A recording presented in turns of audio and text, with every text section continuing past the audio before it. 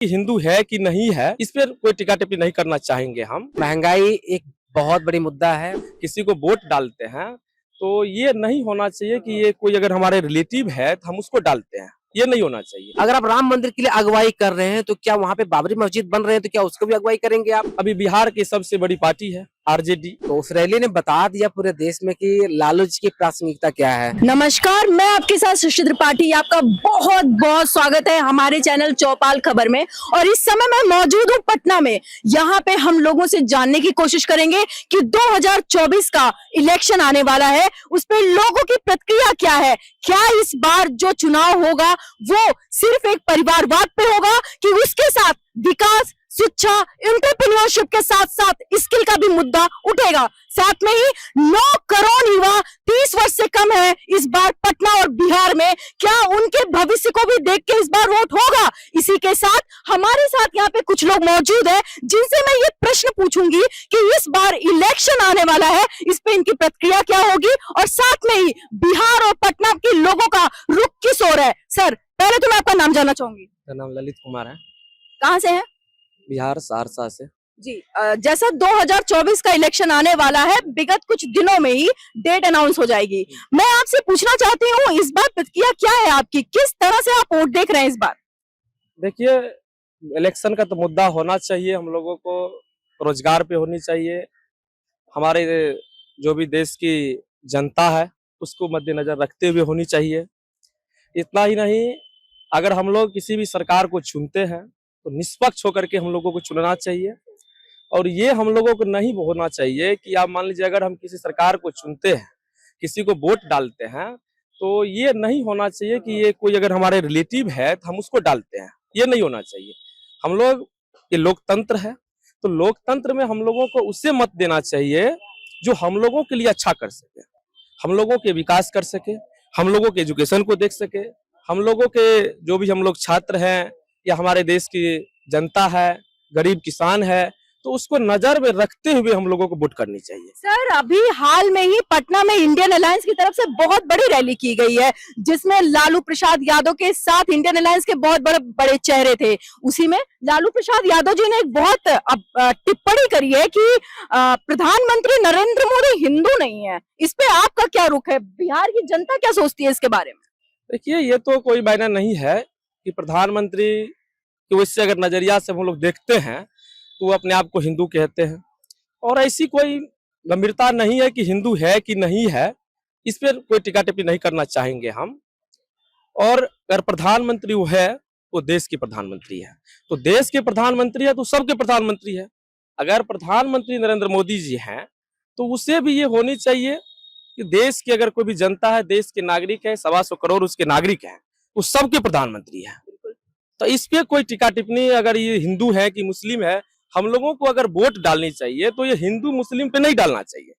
हम लोगों को एकदम सारे चीज जो भी लोकतंत्र की व्यवस्था होती है, हमें उस पे वोट डालना चाहिए। सर, पिछले कई वर्षों से देखा गया है कि बिहार में जो नेता चुने जाते हैं वो एक ही नेता का चेहरा बार बार बिहार में आ रहा है, नेता बदल नहीं रहे। इसके पीछे बिहार में है क्या सर? देखिए, बिहार में है क्या, बिहार का जो इलेक्शन होता है, बिहार में जो चुनाव होता है, बिहार में एक पार्टी विशेष पर चुनाव हो जाता है।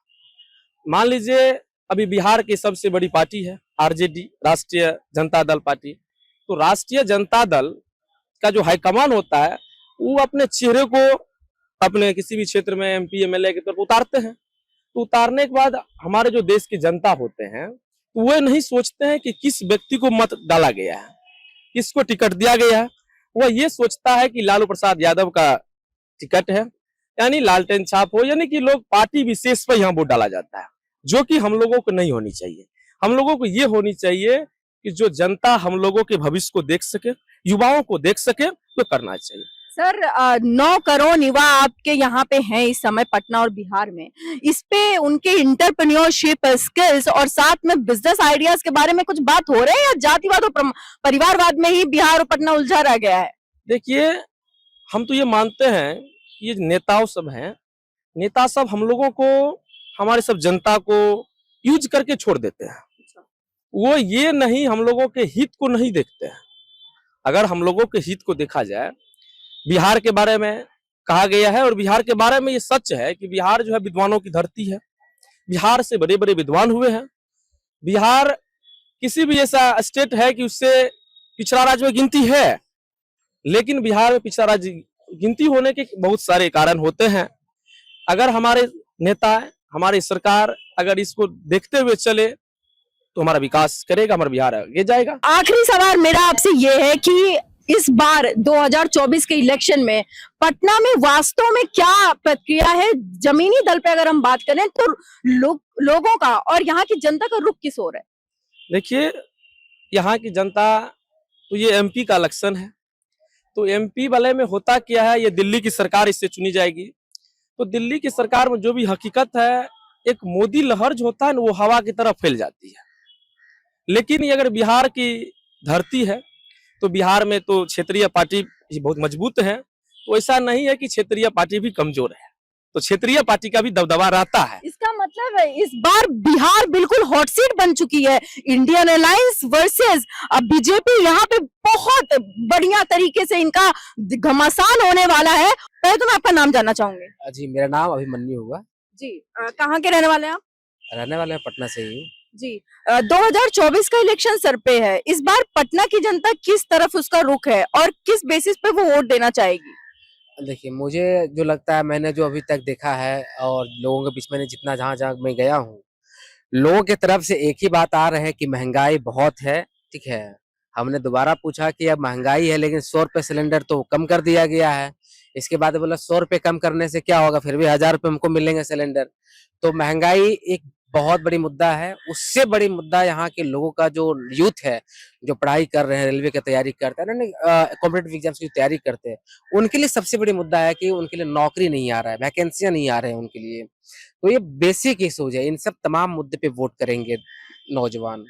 इंडियन अलायंस की तरफ से यहाँ पे बहुत बड़ी रैली निकाली गई और उसमें लालू प्रसाद यादव ने प्रधानमंत्री नरेंद्र मोदी पे डायरेक्ट टारगेट किया है कि वो हिंदू नहीं है। उस पे आप क्या कहना चाह रहे हैं? देखिए, लालू जी तो कहा जाता, उनके बारे में तो पहले कहा जाता था कि मस्करा टाइप का व्यक्ति है ना, कुछ ऐसी बात बोल देना जिससे लोग हंसी मजाक में चीजों को है ना लेना, इस टाइप के।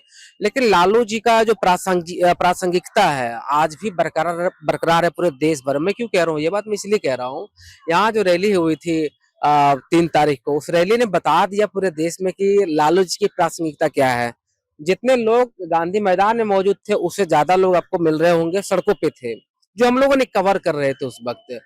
और अभी जो बातचीत, जो जिस बात को करना चाहिए था, जो लालू जी ने जो बातें कही थी, बेरोजगारी, महंगाई के ऊपर बात करनी चाहिए, उस पर बहस होनी चाहिए। उस पर बहस ना होकर के बहस आज के डेट में क्या चीज पे हो रही है? आज की बहस हो रही है कि लालू जी ने जो बात कही कि वो मोदी जी हिंदू, फेक हिंदू हैं, इस पे बात हो रही है। बात इस बात पे हो रही है कि लालू जी ने कमेंट किया कि अपनी माताजी, उनकी माताजी का निधन हुआ तो उन्होंने मुंडन नहीं करवाया, जो हिंदू रीति रिवाज में है। लेकिन मैं इन सब बातों से सहमत नहीं हूँ कि अगर किन्हीं का इच्छा है, अलग अलग तरीके से शोक व्यक्त करने के तरीके होते हैं सबका। हो सकता है प्रधानमंत्री का अलग कुछ तरीके होंगे शोक व्यक्त करने का, लेकिन ये सवाल तो बनता है ना कि एक हिंदू होने के नाते क्या सर मुंडवाएंगे या नहीं मुंडवाएंगे? अब यहीं पे मैं आपको, जैसा पक्ष कह रहा है कि कभी एक टाइम ऐसा था कि चारे घोटाले के अंदर जाने से पहले लालू जी कुछ इस तरह के नारे देते थे कि मुले मुलायम काशीराम हवा में उड़ गए जय श्री राम, और तिलक तराजू और तलवार इनको मारो जूते चार। और आज वही कह रहे हैं प्रधानमंत्री को कि वो हिंदू नहीं है। इस पे जनता क्या कह रही है, मैं आपसे जानना चाहूंगी। देखिए, ये बहुत बढ़िया बात है। ये जो बात आपने कही है, मिले मुलायम काशीराम हवा में उड़ गए जय श्री राम, ये काशीराम के द्वारा ये नारा दिया गया था। ये उत्तर प्रदेश में ये नारा दिया गया था। दरअसल उस वक्त इस देश में, उस वक्त जब मंडल कमीशन आया था तो उसके खिलाफ भी बहुत सारे रथ यात्रा निकाला गया आडवाणी जी के द्वारा। ये सारी चीजें रही है। लेकिन जो बेसिक सवाल था, जो बेसिक चीजें है, उस पर बहस नहीं हो रही है आज के डेट में। जैसा कि प्रधानमंत्री नरेंद्र मोदी जी लगातार कह रहे हैं कि इंटरप्रेन्योरशिप बढ़नी चाहिए, साथ में स्किल डेवलपमेंट होना चाहिए। बिहार में एजुकेशन के ऊपर कितनी चीजें काम हो रही हैं सर, मैं आपसे जानना चाहूंगी। बिल्कुल, देखिए 80 करोड़ लोगों को सरकार, प्रधानमंत्री आज अनाज दे रहे हैं सबको।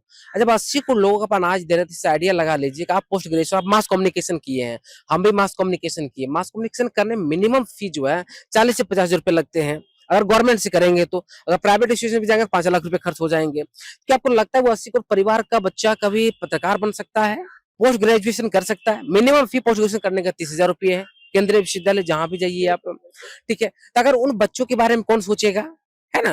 वो क्या आज के डेट में वो पढ़ पाएगा क्या? अब आप देखिए जो जीएसटी लगाया गया है कॉपी पे, किताब पे, कलम पे, है ना? हर जगह जीएसटी लगाई गई है। क्या आपको लगता है इतनी महंगा कर देने के बाद क्या उस परिवार के बच्चा आज के डेट में कितना बेहतर एजुकेशन पा पाएगा? प्रधानमंत्री का सपना है कि हम एक विश्व गुरु बनाए भारत को, विकसित राष्ट्र बनाए भारत को। विकसित राष्ट्र कैसे बनेगा? जब तक देश का एक एक लोग जब तक विकसित नहीं होगा तो विकसित भारत बनना, विकसित बिहार की कल्पना भी नहीं कर सकते हैं हम। सर जैसा कि मैं भी मोदी का परिवार, ये बहुत ट्रेंड में चल रहा है। अभी जस्ट हाल में ही मोदी जी ने तेलंगाना में ये चीज बोली कि मैं भी मोदी का परिवार, मेरा पूरा परिवार आप है, पूरी जनता को उन्होंने बोला। यही विपक्ष कह रहा है कि परिवार किस बात का, जब उनका खुद ही परिवार नहीं है तो सबके परिवार कैसे हो सकते हैं? इस पे आपका क्या राय है सर? देखिए मैं व्यक्तिगत टिप्पणी नहीं करना चाहता हूं, लेकिन सवाल यही है कि मोदी का परिवार, अगर ये परिवार उनके हैं तो बृजभूषण सिंह लिखे हैं कि हम मोदी का परिवार हैं। जब बृजभूषण सिंह ये बात लिखे हैं तो क्या जो कुश्ती लड़ रही हैं बेटियां हमारी वहां पे लड़ रही, उनके साथ जो यौन शोषण का मामला आया, क्या उनको जायज सराहेंगे वो? सर क्या इवन अपने परिवार से निकालेंगे वो? बिल्कुल कुलदीप सिंह सेंगर उत्तर प्रदेश के विधायक हैं, वो लिख रहे हैं मोदी का परिवार के हैं। क्या वो उनके परिवार का, जब कुलदीप सेंगर होंगे तो क्या बलात्कारी को बनाएंगे अपने परिवार का हिस्सा? यही ये बड़ा सवाल है। क्या लालू प्रसाद यादव उनके 140 को, जब बोलते हैं 140 को परिवार का हिस्सा हमें, तो 140 को लालू प्रसाद यादव नहीं आते हैं? बिल्कुल आते हैं ना, कि वो भी परिवार का हिस्सा नहीं होंगे? सर जैसा कि आपने कहा कि लालू प्रसाद यादव या इंडियन एयरलाइंस उनके परिवार का हिस्सा नहीं है, तो मेरा भी एक सवाल है जो कि पक्ष ये बात बोलता है कि जब उनको राम मंदिर का इनविटेशन कार्ड गया तो उन्होंने क्यों एक्सपेक्टेशन नहीं करी, और क्यों उस पे राम मंदिर के उद्घाटन पे विपक्ष नहीं आया? सर देखिए इनविटेशन कौन दिया था? ऐसा गवर्नमेंट बोलती है कि हमारी तरफ से गया था इनविटेशन, लेकिन वो नहीं आ रहे। सवाल यही है कि देखिए देश में अगर कोई भी गवर्नमेंट, आपका जो प्रियम्बल है, भारत का जो प्रस्तावना है, उसमें लिखा हुआ है पंथ निरपेक्ष। पंथ निरपेक्ष को भारत के परिप्रेक्ष्य में अगर हम देखें तो स्टेट जो है किसी भी धर्म को बढ़ावा नहीं देगी। ये साफ साफ कही गई ये बात है। हर धर्म को मानने के अपने अपने अधिकार हैं, ये पूरी संविधान में लिखी हुई है। तो गवर्नमेंट कैसे हस्तक्षेप कर सकती है कि हम उस चीज को काम हम ऑर्गेनाइज कर राम मंदिर के लिए? अगर आप राम मंदिर के लिए अगुवाई कर रहे हैं तो क्या वहां पे बाबरी मस्जिद बन रहे हैं तो क्या उसको भी अगुवाई करेंगे आप? यहीं पे बड़ा सवाल है। यहीं पे भारत की जनता ये बोलती है कि जो विपक्ष राम मंदिर के खिलाफ, कि राम एक मतलब कि प्रतिमा है, सिर्फ एक हमारे लिए कल्पना है, इससे ज्यादा कुछ नहीं है, उसके लिए उन्होंने 17 वकील खड़े किए हैं। वही पक्ष बोल रहा है कि हमने राम की चीजें हमने दी है, या इस जो कानून की किताबों में एक नया पृष्ठ खोला गया राम जन्मभूमि का, ये फिर से उन्होंने एक नया अध्याय शुरू किया है। पक्ष का इस पे कहना, मैं जानना चाहूंगी जनता क्या सोच रही है इस पे? देखिए मैं जितना चीजों को समझ पा रहा हूँ, जो मंदिर मस्जिद की जो मसला है कि राम मंदिर के लिए इतने वकील खड़ा किए गए हैं, अपने अपने पक्ष रखते हैं। भारत में अब एक आतंकवादी था, क्या नाम है, जो जेएनयू से वो बिलोंग करते थे, उस आतंकवादी को लेकर भारत के लोग उसको डिफेंड कर रहे थे वकील। तो ऐसा नहीं है कि देश के अंदर डिफेंडर है, हर पक्ष को रखने वाले लोग हैं। मुझे लगता है इन सब बातों पे सवाल खड़ा करके जो बेसिक मुद्दे हैं, बेसिक इश्यूज हैं, जो मेन बहस है, उस पे बात नहीं की जा रही है आज के डेट में। पटना में 9 करोड़ से ज्यादा युवा हैं जो कि 30 वर्ष से कम है, ठीक है। क्या पटना में जितनी भी अभी तक इलेक्शन हुए हैं वो सिर्फ ऐसा लोग कहते हैं कि परिवारवाद को देख के हुए हैं, या एक ही इंसान बार बार सत्ता में आता जा रहा है जिसकी वजह से उसको परेशानी हो रही है? परिवारवाद का डेफिनेशन देखिए, इस सेलेक्टिव डेफिनेशन जो दिया जाता है पॉलिटिकल पार्टियों के द्वारा, ठीक है, ये सबसे बड़ा विरोधाभास लगता है और जनता के बीच में यही मैसेज जाता है। सिलेक्टिव बीजेपी अपने तरीके से डिफाइन करती है परिवारवाद, और इधर जितने भी परिवार की पार्टियां बनी हुई है, बिहार में कहे जाते हैं लालू प्रसाद यादव की पार्टी को कहा जाता है परिवारवाद की पार्टी है ये, तो ये अपने तरीके से डिफेंड करते हैं। ये कहते हैं हम लोकतंत्र पे भरोसा करते हैं। लालू प्रसाद यादव तेजस्वी चुनाव में गए, जीत कर आए तो उनको बनाया गया भाई, दोबारा जीते, दोबारा एक बार चलिए मेरे नाम पर जीत गया होगा, दूसरी बार कैसे जीतेगा? उसमें लालू जी जेल में थे। तीसरी तरफ आपके नरेंद्र मोदी जी कहते हैं कि एक पार्टी का अध्यक्ष बार बार अगर बन रहा, सर्वो वही हो रहा हो, तो जनता डिसाइड करती है। लोकतंत्र में राजशाही तो है नहीं, है ना? तो हर पार्टी में ये सारी चीजें, परिवारवाद के बीच में जो मेन डिस्कोर्स है उसको भटकाने की कोशिश है, मेन मुद्दे जो उसको भटकाने की कोशिश है, ये सब फालतू की चीजें हैं। जैसा कि अभी इंडियन एयरलाइंस के एक बहुत बड़े नेता अपना इंडियन एयरलाइंस छोड़ के बीजेपी में शामिल हुए हैं, इस पे आपकी क्या टिप्पणी है? क्या उनका शामिल होना इंडियन एयरलाइंस को कमजोर कर रहा है? कि कौन, नाम बताइए जी। कौन शामिल हुए हैं? नीतीश कुमार जी। देखिए दरअसल क्या बात है कि जितने भी, देखिए अब एनडीए के पास क्या है, एनडीए की अपनी गवर्नमेंट है, हर गवर्नमेंट अपने अपने तरीके से जो है ईडी, सीबीआई, इनकम टैक्स सबको यूज किया है। और कहीं न कहीं आप देखेंगे जब सरकार में जो 9 अगस्त 2022 में जब सरकार बनी थी बिहार में तेजस्वी के साथ, तो तुरंत उनके ही एमएलसी के पास सीबीआई ईडी भेज दिया गया। किनके? नीतीश कुमार जी के एमएलसी के खिलाफ। तो आप इससे आइडिया लगा सकते हैं कि देश भर में किस तरीके से माहौल बनाया जा रहा है ईडी और सीबीआई को लेकर। जब चुनाव नजदीक होता है तो आप ईडी सीबीआई लाते हैं, ये क्या बात है? और ईडी सीबीआई 2014 के बाद देखें, कन्विक्शन रेट देखेंगे तो कितना 1% भी नहीं है। जब 1% भी नहीं है तो आप क्या करें? गुमराह करें जनता को, सीधा सीधा लोगों को डरा रहे हैं सीधा सीधा। ये बात मैं क्यों कह रहा हूँ? मैं इसलिए कह रहा हूँ कि जिस महाराष्ट्र में देखेंगे अजीत पवार के ऊपर 70,000 करोड़ का घोटाले का आरोप लगा। प्रधानमंत्री 2 दिन पहले ही भाषण देते हैं जाकर के अजीत पवार को मतलब 70,000 करोड़ का घोटालेबाज है वो। उसके बाद उनके ही मुख्यमंत्री जो है, जो महाराष्ट्र का जो पूर्व मुख्यमंत्री अभी वर्तमान डिप्टी चीफ मिनिस्टर है, अब वो कहते हैं कि अजीत पवार चक्की पिसिंग पिसिंग पिसिंग इस तरह की बातें करते हैं। और 2 दिन के बाद पता चलता है कि वो भी डिप्टी चीफ मिनिस्टर बन गए महाराष्ट्र सरकार में। तो ये जो विरोधाभास, ये डबल स्टैंडर्ड जो है, ये डबल वॉइस जो है गवर्नमेंट की, ये सबसे बड़ा सवाल खड़ा करता है देश के अंदर। मेरा आपसे सवाल सर ये है कि लगातार गवर्नमेंट कभी टारगेट करती है और ये भी टारगेट कर रही है कि लालू सिंह अपने हाई कोर्ट से उनको जमानत मिली है उनके हेल्थ के लिए, लेकिन वो चुनाव प्रचार कर रहे हैं। इस पे जनता क्या सोच रही है? क्या वो चुनाव प्रचार के लिए बाहर हैं? देखिए, मैं आपको एक एग्जांपल देता हूँ। अभी जीएन साई बाबा दिल्ली यूनिवर्सिटी के प्रोफेसर थे, 9 साल वो जेल में रहे। हाई कोर्ट ने उसको सजा सुनाई थी उम्र कैद की, और सुप्रीम कोर्ट में मसला गया। 2 दिन पहले का रिपोर्ट आज वर्डिक्ट है, आपको देखिए फैसला आया है, उसको बरी कर दिया गया। लेकिन लालू प्रसाद यादव जी को अभी सुनिए, जेल में नहीं है। अमित शाह जी को तड़ीपार किया गया था। लोअर कोर्ट ने सुनाया, हाई कोर्ट ने तड़ीपार कर दिया। सुप्रीम कोर्ट ने क्या किया? अमित शाह जी को बरी कर दिया गया। लालू जी को लोअर कोर्ट ने उनको दोषी ठहराया है। क्या पता कल जाकर लालू जी को फाइनल उनको दोष न ठहराया, उनको भी बरी कर दिया जाए। सर अगर बरी कर दिया जाएगा तो क्या बीजेपी वाले माफी मांगेंगे? ये बड़ा सवाल है, लोगों के जहन में ये बात चल रहे हैं आज के डेट में। लेकिन आप जैसा कह रहे हैं उस पे एक सवाल और निकलता है कि उनको चारे घोटाले के अंदर किया गया। हाई कोर्ट ने उनको सिर्फ उनके हेल्थ कॉन्शियस पे उनको बाहर रखा है। क्या उनको इस समय यहाँ पे रैलियां करनी चाहिए? ये पक्ष का बहुत बड़ा सवाल है विपक्ष के लिए। नहीं, देखिए, रैली करना नहीं करना ये डेमोक्रेटिक राइट सबको है, ये कॉन्स्टिट्यूशनल राइट है, और इसमें कोई मना नहीं कर सकता है कि कौन रैली करेगा कौन रैली नहीं करेगा। ये लालू जी ने रैली की है। अगर लालू जी की प्रासंगिकता नहीं तो जनता सीधा जवाब देता। और आप आए हुए कवर करने तो पता चल गया होगा यहाँ पे कि लालू जी के ऊपर इतने घोटाले का आरोप, इसके बावजूद जनता उनके साथ क्यों खड़ा है। तो क्या इतना बड़ा सैलाब का मतलब यही है कि जनता वास्तव में उनके साथ है? यही बिहार की जनता कई बार ऐसा कह चुकी है कि जितने लोग आते हैं गांव में रहते हैं और ऐसा होता है पटना गाड़ी जा रही है हम चले जा रहे हैं। तो क्या इसका मतलब ये है कि सिर्फ सैलाब है और वोट बैंक का इसमें खेल नहीं है, या एक बहुत बड़ी ये बात आप बहुत बड़ी बात आप कह रही हैं। आप जब देखेंगे आज से 20 साल पहले किसी को एंड्रॉइड सेट नहीं होता था, मोबाइल किसी के पास नहीं था। 20 साल पहले जाएंगे तो ठीक है, अब जब जाएंगे तो देखें किसी मोबाइल नहीं होता था, ना मोबाइल फोन होता था, ना और बहुत ज्यादा ट्रांसपोर्टेशन बहुत इजी था, इतना आसान नहीं था। उसके बावजूद गरीब रैला हुआ था बिहार में लालू जी का। पूरी गांधी मैदान पट गया था, उससे बाहर भी पट गया था, उसके बावजूद भी। लेकिन आज तो लोग में एंड्रॉइड फोन है, घर में बैठ के लोग सुन सकते हैं लालू जी को रैली में, उन्होंने क्या बोला है। इसके बावजूद इतनी भीड़ क्यों आ गए? आज तो पढ़ लिख रही है, वो तो समझदार है, इसके बावजूद भी क्यों भीड़ इतनी आ गई? यही सवाल सर हम लगातार लोगों से पूछ रहे हैं और उनका व्यू कुछ इसी तरह आ रहा है। यही कारण है कि नरेंद्र मोदी जी को लगातार बिहार का दौरा करना पड़ रहा है आज के डेट में। यही कारण है कि अमित शाह जी पिछले 2022 से लेकर 11 बार बिहार का दौरा कर चुके हैं। वो 11 बार कर चुके हैं। क्या जैसे कि आज भी आए हुए हैं वो। बिल्कुल, बहुत बड़े बड़े पत्रकार ये भी कह रहे हैं सर कि इस बार बिहार में हो सकता है कि जैसे इंडियन अलायंस के बहुत बड़े नेता ने अपना दल बदल दिया है और साथ में ही बहुत बड़े बड़े चेहरे इस बार हॉट सीट बन चुकी है बिहार। इसी के साथ मेरा आखिरी सवाल आपसे यही रहेगा कि आप किस तरह देखते हैं इस चुनाव को, और अगर पक्ष और विपक्ष को देख के आपको वोट करना हो या ऐसा कहना हो कि अब की बार बिहार में किस सरकार का आगमन होगा, तो क्या कहना चाहेंगे? देखिए, ये तो डिसाइड जनता ही करेगी, लेकिन जो माहौल दिख रहा है और यही माहौल बना रहा तो फिर बहुत ही टक्कर की लड़ाई होने वाली है।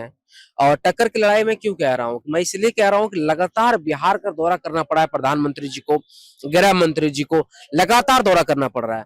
अगर ये सारी चीजें अगर इतनी मजबूत इंडिया अलायंस अगर नहीं होता तो शायद दौरा नहीं कर रहे होते। मैं क्यों कह रहा हूँ ये बात, जितने भी नेशनल चैनल है, नेशनल टीवी, आप देखिए जाकर हर टीवी डिबेट में देखिए किस चीज पे डिबेट हो रही है, किस चीज पे डिस्कस हो रही है। वो डिस्कस कभी नहीं हो रहा है कि देश में एक भाईचारा बना हुआ हो। इंडियन आप अलायंस देखिए- किसका चेहरा आगे करेगा सर? सबसे बड़ा क्वेश्चन ये पैदा होता है कि इतने बड़ा चेहरा, इतने लोग हैं इंडियन अलायंस में, आखिर प्रधानमंत्री बनेगा कौन? उनका कौन चेहरा डिसाइड होगा सर? मुझे याद है कि जब वो अब देखेंगे 77 का चुनाव हुआ था भारत में, तो उस वक्त भी किसी को चेहरा नहीं रखा गया था, बनाया गया था। 2004 का जो चुनाव हुआ किसी का चेहरा नहीं था, 2004 का चुनाव में कोई चेहरा नहीं था। लेकिन सरकार बनी और 10 साल सरकार चली है, बिना चेहरा का चला 10 साल सरकार। तो सरकारें बनती है, भारत के इतिहास में ऐसे रहे हैं। अब एक फ्रांस के व्यक्ति आए हुए थे हमारे गांधी मैदान में, पूछ रहा था उनसे, भाई नरेंद्र मोदी को जानते हो? वो कह रहे नरेंद्र मोदी डिक्टेटरशिप है, तानाशाह है। मुझे बहुत बुरा लगा, मैंने कहा नहीं, प्रधानमंत्री देश का है, वो कैसे हो सकते हैं तानाशाह? हम लोग जानते हैं। हम बोले फ्रांस में डेमोक्रेसी है, तो बोलता है बिल्कुल डेमोक्रेसी। हमने कहा मदर ऑफ डेमोक्रेसी भारत को कहा जाता है, जहां पर हो यही डेमोक्रेसी का जननी है। बोला हाँ, लेकिन नरेंद्र मोदी डिक्टेटरशिप है। तो ये एक माहौल बनाया जा रहा है, एक माहौल है पूरे देश भर में, पूरी दुनिया में। आप देखिए पत्रकार हैं, पत्रकारिता का किस तरह से हनन हो रहा है। आप पत्रकारिता के ऊपर प्रेस फ्रीडम इंडेक्स में देखिए पत्रकारों का क्या स्थिति है। सर लेकिन यहीं पे विपक्ष का देखा जाता है कि वो 17 के 17 न्यूज चैनलों को ही बर्खास्त कर दे रहे हैं, वो उनके यहाँ पे जाना स्वीकार नहीं कर रहे हैं। तो फोर्थ पिलर ऑफ कॉन्स्टिट्यूशन अगर विपक्ष से सवाल नहीं पूछेगा तो पूछेगा कौन? मेरा सवाल आपसे ये है। बिल्कुल ये सवाल है, विपक्ष को बिल्कुल नहीं करना चाहिए ऐसा कि किसी भी पत्रकार को नहीं मतलब बाइकआउट नहीं करना चाहिए। अगर बाइकआउट करे तो इसका मैं विरोध करता हूँ इस चीज का, बाइकआउट नहीं। लेकिन बाइकआउट क्यों किया जा रहा है, ये भी तो प्रश्न है ना। बाइकआउट क्यों किया जा रहा है? जब आप हिंदू मुस्लिम करते रहेंगे तो एक सरकारी संस्था में बैठे हुए लोग, एक दरोगा, आप देखिए दिल्ली के अंदर, दिल्ली के मरकज में जो व्यक्ति रोड पर नमाज पढ़ रहे हैं तो उनको पीछे से मारा जाता है। ये जो मानसिक स्थिति है, मन स्थिति जो बनाई जा रही है, भारत की आजादी के पहले भारत को आप देखेंगे, प्राचीन इतिहास में जब देखेंगे, भारत के संविधान तब नहीं थे, तब भारत के कॉन्स्टिट्यूशन में ये नहीं लिखा हुआ था भारत पंथ निरपेक्ष होगा, नहीं लिखा हुआ। बावजूद भारत हमारा पंथ निरपेक्ष था, बावजूद भारत हमारा भाईचारा मना रहा था, लेकिन भाईचारा टूटने के कगार पे कैसे आ गया है, ये बड़ा सवाल है। बेहद शुक्रिया। एक तरफ पूरा विश्व प्रधानमंत्री नरेंद्र मोदी को द बॉस कह रहा है और इंडिया एक लीडिंग कंट्री के रूप में उभर रही है, बल्कि कुछ लोग उनको द डिक्टेटर और साथ में कुछ अभद्र भाषाओं का उपयोग कर रहे हैं, जैसा कि हमने जनता से सुना है। साथ में ही पक्ष कह रहा है हमसे कि इस बार 400 के पार, बल्कि विपक्ष कह रहा है कि 200 के नीचे। जानते हैं कि असल में लड़ाई है क्या, जनमानी भूमि में पे क्या लड़ाई होगी, बिहार का इतिहास क्या बदलेगा इस बार?